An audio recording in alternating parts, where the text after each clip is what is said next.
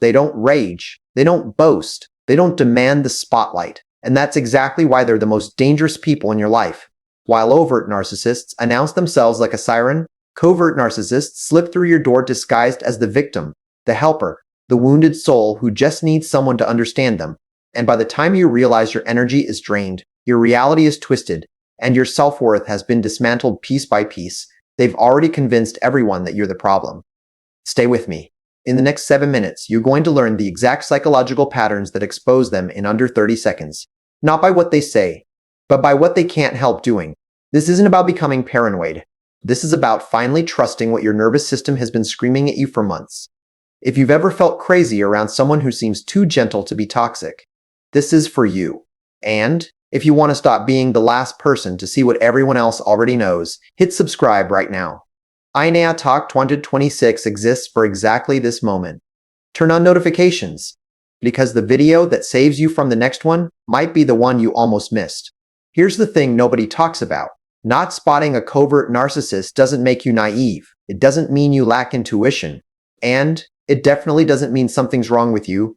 But there is something fascinating happening in your brain when you're around them. Something completely different from the 15% of people who can identify manipulation before the second sentence finishes. Let's start with the obvious question. Why do so many people fall for covert narcissists? Humans are trust-first creatures. For thousands of years, assuming someone was dangerous until proven safe meant isolation. Your brain evolved to prioritize social harmony over personal truth. And covert narcissists? They're basically evolutionary hackers with better emotional camouflage. When someone plays the victim, your brain releases oxytocin, the bonding hormone, the same chemical that makes you care for someone in pain. Wild, right? Their brain literally tricks you into thinking they need protection, that they're the wounded bird, that your job is to save them. But here's where it gets interesting. People who spot covert narcissists quickly often have what psychologists call higher manipulative threat detection. Their identity isn't tied to being the savior. They're more skeptical. They're more likely to say, if someone needs me to feel bad for them constantly, I need to look closer. And there's actual research on this. A 2017 study found that people with high emotional granularity, the ability to distinguish between similar feelings, showed way less susceptibility to covert manipulation. Translation: they don't automatically absorb someone else's pain as their own responsibility.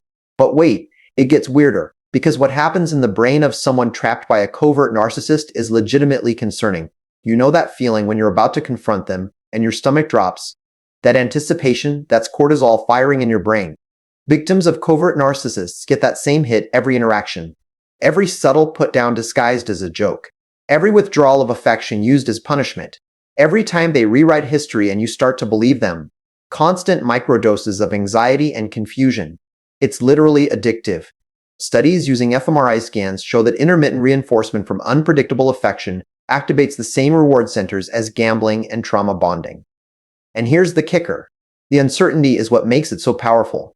You don't know if they'll be warm or cold. That unpredictability keeps the dopamine flowing.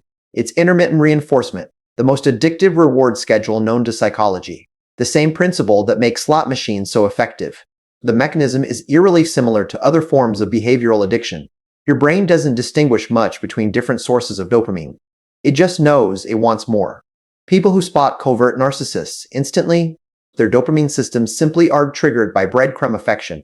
And this might be genetic. Research from the University of California suggests that variations in the DRD4 dopamine receptor gene can predict how much someone tolerates inconsistent emotional rewards. Think about that.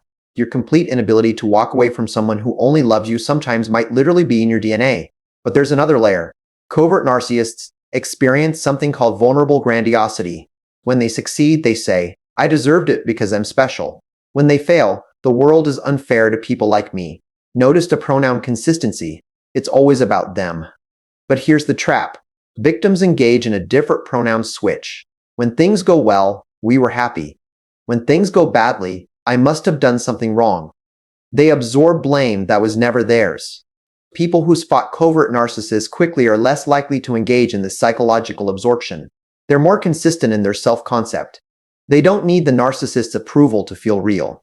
Now, before the comment section explodes, I'm not saying everyone who plays the victim is a narcissist. But I am saying there are legitimate psychological patterns. Here's something that sounds contradictory. People who fall for covert narcissists often score higher on certain empathy measures. They practice caring deeply about other people's struggles, even when those people are manufacturing distress to control them. So why don't spotters feel that same pull? It's about empathy allocation. Everyone has a limited capacity for emotional labor. People who see through covert narcissists often direct that empathy toward different places: their own well-being, genuine relationships.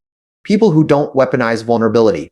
A 2021 study found that people with high narcissistic awareness scored way higher in self-compassion and boundary maintenance. But here's the part that explains so much. It comes down to how you experience trust. Covert narcissist victims find meaning in redemption, the underdog story, the healing journey, the belief that love can fix someone. People who spot them instantly often find that narrative dangerous. They think, why would I emotionally invest in someone whose pain is a weapon, whose vulnerability is a trap, whose entire identity depends on me never feeling secure? They're not wrong, but neither are victims in the moment. It's just two different approaches to the human need for connection. Here's what researchers call trauma bonding versus secure attachment. Victims build one-sided emotional contracts. If I give enough, they'll finally change. Spotters prefer investing emotional energy where there's actual reciprocity. Psychologist Judith Herman found that safety, the foundation of all psychological growth, requires three things: consistency, predictability, and mutual respect. Covert narcissists provide none of these. Spotters recognize the absence instantly. And here's what's really interesting. People who don't fall for covert narcissists often report feeling more present in their own lives. They're not spending every conversation managing someone else's reaction. They're simply existing. There's something quietly radical about that. So here they are. The three instant red flags. First, they weaponize vulnerability. Their trauma is always more valid. Their pain always demands priority.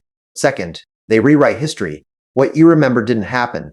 What they remember is always worse, and suddenly you're apologizing for a conversation that went completely differently in your head. Third, and this is the one that exposes them fastest, they react to your boundaries as personal attacks. A healthy person respects a no.